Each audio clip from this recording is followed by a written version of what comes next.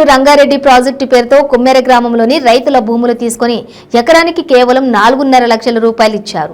అదనంగా ఇస్తానన్న ₹1,00,000 ఇవ్వలేదని గ్రామ భూ నిర్వాసితులు ఇటీవలే శ్రీ వంగా లక్ష్మణ్ గౌడ్కు వినతి పత్రం అందజేయడం జరిగింది.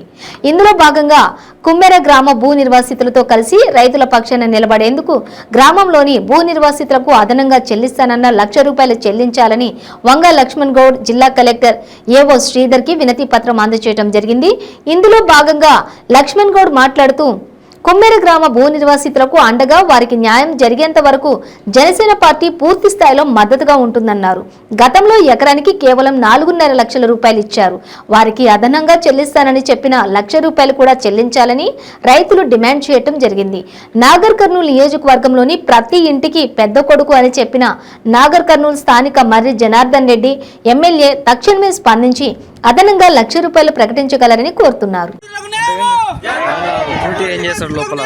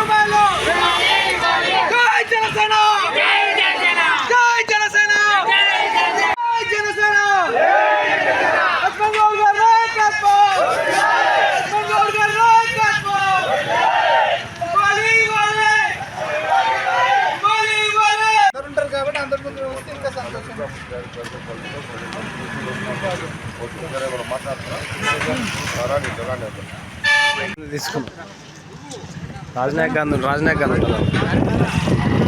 భూ నిర్వాసితులకు